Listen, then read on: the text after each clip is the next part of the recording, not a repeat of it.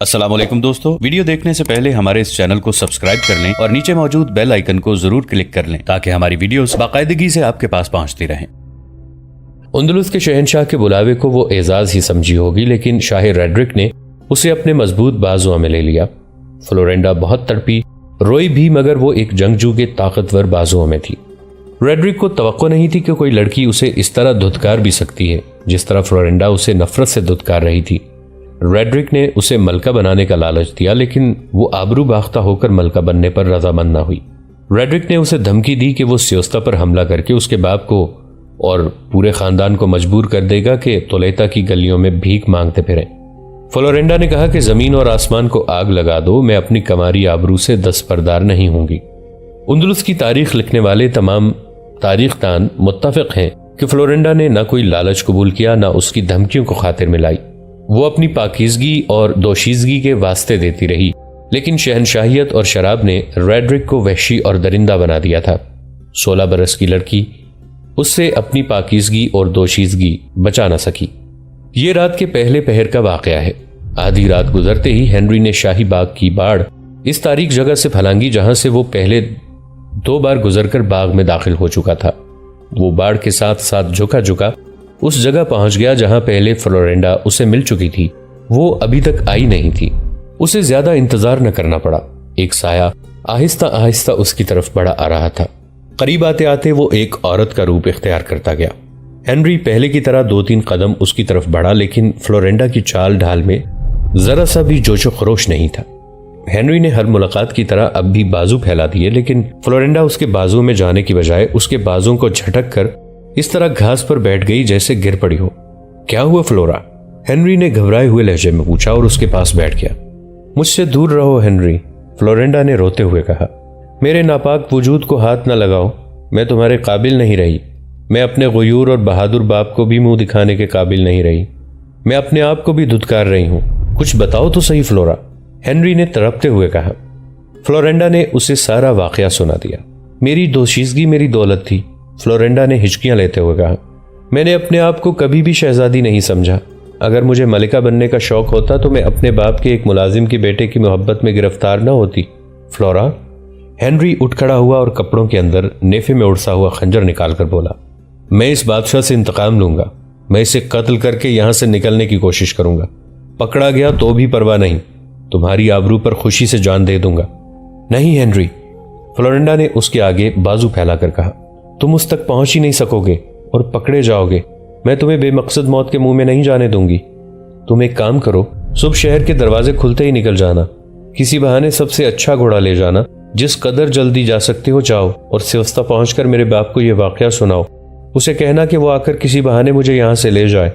शाह रेड्रिक पर यह जाहिर न होने दे कि उसे इस वाकये का इल्म हो गया है। अगर उसने रेड्रिक के सामने जरा से भी गुस्से का इशारा कर दिया तो ये बदकार बादशाह मेरे बाप को कत्ल करा देगा और मुझे हमेशा के लिए अपने महल में कैद कर लेगा। रेड्रिक ने मुझे बड़ी ही खतरनाक धमकियां दी हैं। मेरे बाप को अच्छी तरह समझा देना, वरना वो सियोस्ता से हाथ धो बैठेगा और हमारे खानदान का अंजाम भी बुरा होगा। अलसुबह हेनरी ने उसी अक्खड़ और मुंह जोर घोड़े पर जीन कसी जिस पर पहले रोज उसका इम्तिहान लिया गया था। उसे हेनरी टहलाई के बहाने बाहर ले गया। कले के दरवाजे खुल चुके थे। कले से निकलते ही उसने घोड़े को एड़ लगाई। घोड़ा हवा से बातें करने लगा। उसके सामने तोलेता, जो कि आज का मैड्रिड है, से समुंदर तक जहां आज जिब्राल्टर वाक़े है, 500 मील की मुसाफत थी। घोड़ा इतनी मुसाफत सर पर दौड़कर तय नहीं कर सकता था। हेनरी ने तलाश और ताक़ुब से बचने के लिए घोड़ा पूरी रफ्तार पर दौड़ा दिया था। बहुत दूर जाकर उसने घोड़े को एक नदी के किनारे रोका और उसे पानी पिलाया। कुछ देर आराम के बाद वो घोड़े को मामूली रफ्तार से दौड़ाने लगा। वो रात को भी सफर जारी रखता था। इस तरह कुछ देर आराम करते और ज्यादा वक्त सफर करते उसने 4 दिनों में 500 मील का फासला तय कर लिया। आगे समुंदर था। सियोस्ता जाने के लिए कोई कश्ती तैयार न थी। 2-3 दिनों तक कोई कश्ती उधर जाने वाली नहीं थी। एक बादबानी कश्ती के मल्लाहों ने हेनरी को अकेले ले जाने के लिए इतने ज्यादा पैसे मांगे जो हेनरी के पास नहीं थे। ये घोड़ा तुम्हारी कश्ती से ज्यादा कीमती है, हेनरी ने इन दोनों मल्लाहों से कहा। इसे यहीं रहने दो, ये तुम्हारा हो गया। मुझे सियोस्ता के साहिल तक पहुंचा दो। हम मल्लाह हैं, एक मल्लाह ने कहा। घोड़े को हम क्या करेंगे? अपना और अपने बच्चों के पेट भरने मुश्किल हैं। घोड़े को हम कहां से खिलाएंगे? اسے بیچ کر اپنی رقم پوری کر لینا۔ ہنری نے کہا، ہم گھوڑوں کی سوداگری سے واقف نہیں۔ پھر مجھ پر اعتبار کرو، ہنری نے کہا، مجھے لے چلو، پار جا کر کرائے کے پیسے دے دوں گا اور انعام بھی۔ ملا اس کی شکل و صورت، اس کا لباس، قد کاٹ، اس کا گھوڑا دیکھ کر اسے کوئی افسر سمجھ بیٹھے اور اسے اور اس کے گھوڑے کو کشتی میں سوار کر دیا اور بادبان کھول دیے۔ یہ سمندری مسافت صرف 12 میل تھی۔ سورج غروب ہونے میں کچھ وقت باقی تھا جب کشتی سیوستا کے ساحل سے جا لگی۔ ہنری نے ملاحوں کو ساتھ لیا اور سیدھا جولین کے محل میں پہنچا۔ وہاں بتایا کہ کاؤنٹ جولین کو میرے آنے کی فوراً اطلاع دی جائے۔ تولیتا سے شہزادی فلورینڈا کا بہت ضروری پیغام لایا ہوں۔ جولین نے اسے فوراً بلا لیا۔ وہ اپنی بیٹی کے پیغام کے لیے بےتاب تھا۔ کیا تم فریڈرک کے بیٹے ہنری نہیں ہو؟ جولین نے اسے دیکھتے ہی پوچھا۔ ہاں کاؤنٹ، ہنری نے جواب دیا۔ کیا تم تولیتا سے آئے ہو؟ جولین نے کہا۔ باپ کو بتائے بغیر چلے گئے تھے؟ ہاں کاؤنٹ، ہنری نے جواب دیا۔ یہاں دل اکتا گیا تھا، میں اندلس کی سیر کو نکل گیا تھا۔ لیکن محترم کاؤنٹ، میرا غائب ہو جانا اور آ جانا آپ کے لیے کوئی اہمیت نہیں رکھتا۔ میں جو پیغام لایا ہوں وہ بہت اہم ہے۔ پہلے ایک درخواست سن لیں، میں جس کشتی پر آیا ہوں اس کا کرایہ نہیں دے سکا۔ ملا ساتھ ہیں، انہیں کرایہ ادا کرنا ہے۔ جولین نے کرایہ اور انعام ادا کرنے کا حکم دیا اور ہنری سے پوچھا کہ اس کی بیٹی نے کیا پیغام بھیجا ہے۔ ہنری نے جب پیغام سنا تو جولین اٹھ کھڑا ہوا۔ اس کے جسم کا سارا خون جیسے اس کے چہرے پر اور آنکھوں میں اکٹھا ہو گیا۔ وہ غصے اور ہیجانی کیفیت میں کمرے میں تیز تیز ٹہلنے لگا۔ شہزادی کے ساتھ میری ملاقات اتفاقیہ ہو گئی تھی، ہنری نے کہا۔ اس نے مجھے یہ واقعہ سنایا تو میں شاہ ریڈرک کو قتل کرنے پر تیار ہو گیا تھا، لیکن شہزادی نے یہ کہہ کر روک دیا کہ میں اس تک پہنچ ہی نہیں سکوں گا اور پکڑا جاؤں گا۔ میں وہاں کے شاہی استبل سے گھوڑا چوری کر کے یہاں تک پہنچا ہوں۔ شہزادی نے ٹھیک کہا تھا، جولین نے کہا۔ اس بد کردار کو قتل کرنا ممکن نہیں، میں اس سے انتقام لوں گا، تم جاؤ۔ جولین اس علاقے کا بادشاہ تھا۔ خواہ یہ علاقہ چھوٹا سا ہی تھا، وہ شاہ اندلس ریڈرک کا باج گزار بھی تھا، لیکن یہاں اس کی حیثیت بادشاہوں جیسی تھی۔ وہ ایک ملازم کے ساتھ اس مسئلے پر تبادلہ خیالات نہیں کر سکتا تھا۔ اس نے ہنری کو کچھ انعام پیش کیا۔ نہیں کاؤنٹ، ہنری نے کہا۔ انعام کس کارنامے کا؟ مجھے اجازت دیں کہ اندلس چلا جاؤں اور شاہ ریڈرک کے قتل کا موقع پیدا کروں۔ میرے خاندان نے آپ کا نمک کھایا ہے، میں یہ نمک حلال کرنا چاہتا ہوں۔ آپ کی عزت میری عزت ہے۔ تم جاؤ ہنری، جولین نے کہا۔ پہلے مجھے کچھ کرنے دو، تم سوچے بغیر اور مجھے بتائے بغیر کوئی حرکت نہ کرنا۔ مستند تاریخوں میں لکھا ہے کہ جولین جیسے باج گزار ریڈرک جیسے طاقتور بادشاہوں کو خوش کرنے کے لیے اپنی بیٹیاں بھی پیش کر دیا کرتے تھے، لیکن جولین غیرت مند نکلا۔ اپنی بیٹی کی آبرو ریزی نے اسے غصے سے باولا کر دیا۔ اس نے فوراً تولیتا سے اپنی بیٹی کو واپس لانے کا فیصلہ کر لیا۔ جولین کے اندلس جانے، شاہ ریڈرک سے ملاقات اور فلورینڈا کو واپس سیوستا لانے کا تفصیلی تذکرہ معروف مورخ سٹینلے لین پول نے 2 مستند مورخوں پروفیسر ڈرزی اور گائنگوس کے حوالے سے کیا ہے۔ اس نے ایک اور تاریخ دان آرتھر گلیمن کا بھی حوالہ دیا ہے، جس نے ان دونوں مورخوں کے ریکارڈ میں کچھ اضافہ کیا ہے۔ ان مورخوں کے مطابق جولین کچھ تحفے لے کر تولیتا گیا اور شاہ ریڈرک سے یوں خلوص اور پیار سے ملا جیسے اسے معلوم ہی نہ ہو کہ اس کی بیٹی کے ساتھ ریڈرک نے کوئی برا سلوک کیا ہے۔ اس نے اپنا انداز ایسا رکھا جیسے وہ خیر سگالی کے جذبات لے کر سلام و نیاز کے لیے شاہ اندلس کے دربار میں حاضری دینے کے لیے آیا ہو۔ شاہ ریڈرک نے دیکھا کہ جولین کو کچھ بھی معلوم نہیں تو اس نے جولین کو اس سے کہیں زیادہ تعظیم اور تکریم دی جتنی وہ جولین جیسے چھوٹے چھوٹے باجگزار حکمرانوں کو دیا کرتا تھا۔ اس کے اعزاز میں ریڈرک نے بہت بڑی ضیافت دی جس میں رقص و نغمے کا بھی انتظام تھا۔ اس ضیافت میں فلورینڈا اپنے باپ کے ساتھ بیٹھی اور اس نے باپ کو بتایا کہ ریڈرک نے اس کے ساتھ کیا سلوک کیا ہے۔ یہ بھی بتایا کہ ریڈرک نے اسے دھمکیاں دی ہیں۔ ہمارے استبل کے حاکم فریڈرک کے بیٹے ہنری نے مجھے تمہاری ساری باتیں سنا دی تھیں، جولین نے کہا۔ میں شاہ ریڈرک کے سامنے انجان بنا ہوا ہوں، تمہیں واپس لے جا رہا ہوں اور اس سے ایسا انتقام لوں گا کہ اس کی بادشاہی خاک میں مل جائے گی۔ اگلے روز شاہ ریڈرک نے جولین کو خصوصی طور پر شرف باریابی بخشا اور تنہائی میں اس کے ساتھ سیوستا کے دفاع کے متعلق باتیں کی۔ کیا مسلمانوں نے پھر کبھی سیوستا پر حملے کی جرت تو نہیں کی؟ ریڈرک نے جولین سے پوچھا۔ نہیں، جولین نے جواب دیا۔ سیوستا کے قلعے کی مضبوط دیواروں سے ٹکرا ٹکرا کر انہوں نے اپنا سر پھوڑ لیا ہے۔ انہیں احساس ہو گیا ہے کہ سیوستا پر شہنشاہ اندلس کی دہشت ناک جنگی قوت کا سایہ ہے عرب اور بربر مسلمان سیوستا کی طرف دیکھنے کی بھی جرت نہیں کرتے۔ تمہاری بیٹی فلورینڈا صرف خوبصورت ہی نہیں، شاہ ریڈرک نے کہا، دانش مند بھی ہے اور بہادر بھی۔ اسے کسی معمولی سے آدمی کے حوالے نہ کر دینا، میں اس کی تربیت میں ذاتی دلچسپی لے رہا ہوں۔ یہ میری خوش نصیبی ہے، جولین نے غلاموں کی طرح کہا۔ میں کچھ دنوں کے لیے فلورینڈا کو اپنے ساتھ لے جا رہا ہوں۔ نہ لے جاؤ تو بہتر ہے، ریڈرک نے کہا۔ اس کی ماں کچھ زیادہ ہی بیمار ہو گئی ہے، جولین نے جھوٹ بولا۔ اسی نے مجھے بھیجا ہے، کہتی ہے کہ 2-3 دنوں کے لیے فلورینڈا کو لے آؤ۔ میں ماں کے جذبات کو دبا نہیں سکتا، 2-3 دنوں بعد بیٹی کو واپس بھیج دوں گا۔ واپس بھیج دو گے؟ ریڈرک نے سکون کا سانس لیتے ہوئے کہا۔ پھر اسے لے جاؤ۔ خود فلورینڈا کہتی ہے کہ وہ جلدی واپس آنا چاہتی ہے، جولین نے دوسرا جھوٹ بولا۔ تمہاری بیٹی یقیناً واپس آنا چاہے گی، ریڈرک نے کہا۔ مورخوں نے ریڈرک اور جولین کا ایک دلچسپ مکالمہ لکھا ہے۔ ہاں جولین، ریڈرک نے کہا، تمہارے علاقے میں بڑی اچھی نسل کے باز ہوتے ہیں، مجھے شکار کے لیے باز چاہیے۔ ہاں شہنشاہ اندلس، جولین نے کہا، میں آپ کے لیے ایسے باز بھیجوں گا جو ابھی تک آپ نے نہیں دیکھے، شکار پر ایسے جھپٹتے ہیں کہ اسے بچنے کی مہلت نہیں دیتے۔ جولین کے یہ الفاظ لکھنے والے تاریخ نویسوں نے لکھا ہے کہ اس سے ظاہر ہوتا ہے کہ جولین نے اسی وقت سوچ لیا تھا کہ وہ ریڈرک سے انتقام لینے کے لیے مسلمانوں کو اندلس پر حملہ کرنے کے لیے اکسائے گا۔ جولین فلورینڈا کو اپنے ساتھ سیوستا لے آیا اور دوسرے ہی دن وہ موسیٰ بن نصیر سے ملنے کے لیے چل پڑا۔ موسیٰ بن نصیر احتیاط کو لازمی سمجھتا تھا، اسے یقین نہیں آ رہا تھا کہ ایک عیسائی بادشاہ کسی دوسرے عیسائی بادشاہ پر مسلمانوں سے حملہ کرائے گا۔ یہ ایک پھندا ہو سکتا تھا، وہ ابھی جولین کو کوئی تسلی بخش جواب نہیں دے سکتا تھا۔ اگر آپ کو یقین نہیں آ رہا تو میں اپنی بیٹی فلورا کو یہاں بلا لوں گا، جولین نے کہا۔ اس سے پوچھ لیں، میں اس شخص ہنری سے بات کرنا چاہوں گا، موسیٰ نے کہا۔ اسے میرا قاصد ساتھ لے آئے گا، اس کے آنے تک تم اپنے ساتھ آئے ہوئے حاکموں کے ساتھ میرے مہمان ہو گئے۔ اسی وقت ایک قاصد کو سیوستا ہنری کو ساتھ لانے کے لیے بھیج دیا گیا۔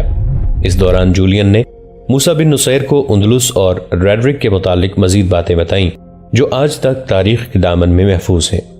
موسیٰ، جولین نے کہا، میرے دل میں ریڈرک کی دشمنی اب پیدا نہیں ہوئی، یہ دشمنی بڑی پرانی ہے۔ تمہیں شاید معلوم ہوگا کہ اندلس میں گوتھوں کی حکمرانی تھی۔ ریڈرک اندلس کی فوج میں جرنیل تھا۔ وٹیزا نام کا ایک گوتھ اندلس کا بادشاہ تھا، وہ فطرتاً نیک انسان تھا۔ پادریوں نے مذہب کے پردے میں خوب دولت اور جائیداد اکٹھی کر لی تھی اور وہ عیش و عشرت کی زندگی بسر کر رہے تھے۔ گرجے گناہوں کے اڈے بن گئے تھے اور موسیٰ، پوپ کا حکم چلتا تھا، پادری منمانی کرتے تھے۔ چونکہ وہ مذہبی پیشوا تھے اس لیے رعایا اور فوج ان کا احترام کرتی تھی۔ بادشاہ بھی ان کے خلاف کچھ کہنے سے ڈرتے تھے۔ معاشرے کی کیفیت یہ تھی کہ امیر اور غریب بالکل ہی مفلس اور قلاش ہو کر رہ گئے تھے۔ رعایا دراصل شاہی خاندان کی غلام تھی، لوگوں سے بیگار لی جاتی یا نہایت قلیل اجرت دی جاتی تھی۔ رعایا کے لیے کوڑے اور ایسی ہی سزائیں تھیں جو ذرا سی بات پر دی جاتی تھیں۔ لوگوں پر اس قدر محصولات اور ٹیکس عائد تھے کہ وہ بھوکے رہتے اور بادشاہ کا خزانہ بھرتے رہتے تھے۔ اس سے شاہی خاندان عیش و عشرت کرتے تھے۔ وٹیزا تخت نشین ہوا، میری بیٹی اس کی بیٹی ہے۔ وٹیزا کے دل میں محبت کا احترام اور عوام کی محبت تھی۔ اس نے تخت نشین ہوتے ہی گرجوں اور پادریوں کی طرف توجہ دی۔ گرجوں کو اس نے گناہوں سے پاک کر دیا، پھر ان عمراء اور دولت مندوں کی طرف توجہ دی جنہوں نے عوام کو بھوکا ننگا رکھ کر دولت اپنے ہاں اکٹھی کر لی تھی۔ وٹیزا نے رعایا کو ٹیکسوں سے نجات دلا کر امیروں پر ٹیکس عائد کیے، ان کی جائیدادوں کا حساب کتاب کر کے ان پر الگ ٹیکس لگائے۔ اس طرح رعایا خوشحال ہونے لگی۔ مذہبی پیشوا، عمراء، دولت مند، تاجر اور وسیع و عریض زمینوں اور جائیدادوں کے مالک کیسے برداشت کر لیتے کہ انہوں نے عوام سے جو دولت بٹوری تھی وہ عوام کے پاس چلی جائے۔ پادریوں نے مذہب کو استعمال کیا اور فوج کو اس پروپیگنڈے سے بھڑکا دیا کہ شاہ وٹینزا مذہب میں دخل اندازی کر کے مذہبی پیشواؤں کو اپنا غلام بنانے کی کوشش کر رہا ہے۔ فوج نے بادشاہ کے خلاف بغاوت کر دی جس کا لیڈر ریڈرک تھا۔ وٹیزا کی وفادار فوج کی تعداد بہت تھوڑی رہ گئی جو باغیوں کے خلاف زیادہ دیر نہ لڑ سکی۔ باغیوں کو فتح حاصل ہوئی۔ پادریوں نے ریڈرک کو بادشاہ بنا دیا۔ اس نے پہلا حکم نامہ یہ جاری کیا کہ وٹینزا کو قتل کر دیا جائے۔ چنانچہ وٹیزا کو قتل کر دیا گیا اور اندلس میں ایک بار پھر عمراء، اعلیٰ حکام، شاہی خاندان، جاگیردار اور پادری عیش و عشرت میں ڈوب گئے۔ موسیٰ، میں تمہیں یقین دلاتا ہوں کہ تم نے اندلس پر حملہ کیا تو وہاں کی رعایا اپنے عیاش اور ظالم بادشاہ اور اس کے جرنیلوں کا ساتھ چھوڑ جائے گی۔ ہو سکتا ہے فوج بھی ریڈرک سے بددل ہو جائے۔ اگر تمہاری فوج جذبے اور جوش و خروش سے لڑی تو اندلس کی فوج جلدی میدان چھوڑ جائے گی۔ موسیٰ بن نصیر نے ابھی تک اسے کوئی فیصلہ نہیں سنایا تھا۔ 4-5 دنوں بعد ہنری موسیٰ کے قاصد کے ساتھ سیوستا سے آ گیا۔ معزز مہمانوں کی طرح اس کی خاطر تواضع کی گئی، پھر اسے موسیٰ کے پاس بھیج دیا گیا۔ ہنری نے فلورینڈا کے باپ کو نہیں بتایا تھا کہ اس کی فلورینڈا کے ساتھ دیوانہ وار محبت ہے اور وہ چوری چھپے ملتے رہتے ہیں، اور وہ فلورینڈا کی جدائی برداشت نہ کر سکا، اس لیے اس کے پیچھے طلیطہ چلا گیا تھا۔ اس نے جولین کو اپنے طلیطہ جانے کی وجہ یہ بتائی تھی کہ سیوستا میں اکتا گیا اور سیر و تفریح کے لیے گیا تھا۔ موسیٰ بن نصیر کو اس نے اپنی اور فلورینڈا کی محبت اور ملاقاتوں کی، اور فلورینڈا کے پیچھے طلیطہ جانے کی اور وہاں کی ملاقاتوں کی، اور اس لڑکی کے ساتھ شاہ اندلس کی زیادتی کی، یہ ساری رویداد سنائی جو پہلے سنا چکے ہیں۔ موسیٰ نے ہنری سے بہت کچھ پوچھا۔ ہنری ہر سوال کا جواب دیتا رہا۔ اس طرح موسیٰ نے اپنے شکوک رفع کر لیے۔ اس نے ہنری کو مہمان خانے میں بھیج کر جولین کو اپنے پاس بلا لیا۔ میرے بھائی جولین، موسیٰ بن نصیر نے کہا، میں نے تمہاری ہر بات اور دوستی کی پیشکش پر غور کر لیا ہے۔ اپنے سالاروں، حاکموں اور مشیروں سے صلاح مشورہ کر لیا ہے۔ میں تم پر اعتماد کرتا ہوں، لیکن میں اتنا بڑا فیصلہ کرنے میں آزاد نہیں۔ اندلس کوئی چھوٹا سا ملک نہیں، اور اندلس کی فوج معمولی فوج نہیں۔ میں خلیفہ سے اجازت طلب کر رہا ہوں۔ آج ہی قاصد کو خلیفہ کے نام پیغام دے کر دمشق بھیج دوں گا۔ تمہیں جواب کا انتظار کرنا پڑے گا۔ قاصد تیز رفتار ہوگا، پھر بھی ایک چاند جتنا لمبا سفر ہے۔ 1 مہینہ، قاصد 2-4 دن پہلے بھی آ سکتا ہے۔ تم چلے جاؤ، 25-26 روز بعد آ جانا، یا میں تمہیں اطلاع دے کر بلوا لوں گا۔ موسیٰ نے جولین کو رخصت کر کے کاتب کو بلایا اور خلیفہ کے نام ایک طویل پیغام لکھوایا۔ جولین کی رام کہانی تفصیل سے لکھوائی۔ اس وقت خلیفہ ولید ابن الملک تھا، جو صحیح معنوں میں مرد مومن تھا۔ اسلام کو سمندر پار پہنچانے کے جذبے سے وہ سرشار تھا۔ انہی دنوں محمد بن قاسم کو ولید بن عبد الملک نے ہندوستان بھیجا تھا۔ حجاج بن یوسف اس کا دست راست تھا۔ موسیٰ نے جولین کی تمام باتیں لکھ کر خلیفہ کو لکھا۔ یہ تو ایک اتفاق ہے کہ جولین ایک تناور درخت سے کٹے ہوئے ٹہن کی مانند ہماری جولی میں آ گرا ہے۔ میں اپنی بات ان الفاظ میں پیش کرتا ہوں کہ ایک عرصے سے میری نظریں اندلس کی طرف اٹھ رہی ہیں۔ اسلام کا پیغام مصر اور افریقہ کے ساحل پر آ کر رک گیا ہے۔ میں نے کئی بار طنجہ کے ساحل پر کھڑے ہو کر اندلس کی طرف دیکھا ہے اور سمندر کا سینہ چیر کر اندلس پر حملے کے منصوبے بنائے ہیں۔ اب ایک عیسائی حکمران نے تعاون کی پیشکش کی ہے تو ہر پہلو پر غور کر کے مجھے اندلس کی طرف پیش قدمی کی اجازت دیں۔ ایک اور پہلو پر بھی غور کریں۔ میرے پاس جو فوج ہے وہ تقریباً تمام کی تمام بربر ہے۔ بربر وحشی اور خونخوار قوم ہے۔ ان کی فوج کو میں نے نظم و نسق کا پابند بنا دیا ہے، لیکن یہ چین سے بیٹھنے والے لوگ نہیں۔ جنگ و جدل ان کا فطری تقاضا ہے۔ سرکشی پر یہ آمادہ اور تیار رہتے ہیں۔ انہیں زیادہ عرصے تک نظم و نسق اور قواعد و ضوابط کی لگام نہیں ڈالی جا سکتی۔ انہیں کچھ عرصہ اور اسی طرح فارغ اور پابند رکھا گیا تو یہ آپس میں لڑ پڑیں گے، یا یہ قواعد و ضوابط سے باغی ہو جائیں گے، اور یہ اسلام سے بھی باغی ہو سکتے ہیں۔ خلیفۃ المسلمین، میں انہیں سیوستا پر حملوں، محاصروں وغیرہ میں مصروف رکھتا ہوں، لیکن کچھ عرصے سے یہ سلسلہ بھی بند ہے۔ اب ضروری ہو گیا ہے کہ اس بربر فوج کو کوئی میدان جنگ دیا جائے تاکہ یہ دشمن کا اور اپنا خون بہانے کا نشہ پورا کر لیں۔ اس نشے کے علاوہ ایک وجہ اور بھی ہے۔ انہیں مومن اور مجاہد بنانے کے لیے بھی ضروری ہے کہ اندلس کا رخ کیا جائے تاکہ یہ لوگ کفرستان میں جا کر فتح حاصل کریں اور اسلام کو فروغ دیں۔ اس طرح اسلام ان کے رگ و ریشے میں اتر جائے گا۔ قاصد بہت دنوں بعد خلیفہ ولید ابن الملک کا جواب لے کر آ گیا۔ جواب حوصلہ افزا تھا، البتہ خلیفہ نے زور دے کر لکھا تھا کہ احتیاط لازمی ہے۔ جو لوگ دین اسلام سے باہر ہیں ان پر مکمل طور پر بھروسہ اور اعتماد کرنا خطرے سے خالی نہیں ہوگا۔ خلیفہ نے احتیاط کے سلسلے میں لکھا کہ جولین کو کسی طرح آزما لیا جائے۔ اگر والی سیوستا جولین آزمائش پر پورا اترے تو دمشق کو اطلاع دی جائے۔ یہاں سے کمک اور دیگر ضروری سامان جلدی بھیج دیا جائے گا۔ موسیٰ بن نصیر نے خلیفہ کا جواب اپنی مشاورتی مجلس کو پڑھ کر سنایا اور سب سے مشورہ طلب کیا۔ عربوں کی ذہانت مشہور ہوا کرتی تھی۔ اس مجلس نے کچھ ہی دیر غور و خوض اور تبادلہ خیالات اور تجاویز کے بعد جولین کو آزمانے کا ایک طریقہ سوچ لیا۔ دوستو، آج کے لیے اتنا ہی۔ اسی کہانی کی اگلی قسط کے ساتھ بہت جلد حاضر ہوں گے۔ نیچے کامنٹ سیکشن میں اپنی رائے کا اظہار ضرور کیجیے گا۔ हमारे इस चैनल को सब्सक्राइब करके नीचे मौजूद बेल आइकन को भी जरूर क्लिक कीजिएगा। अगली मुलाकात तक के लिए हमारा और आपका अल्लाह निगहबान।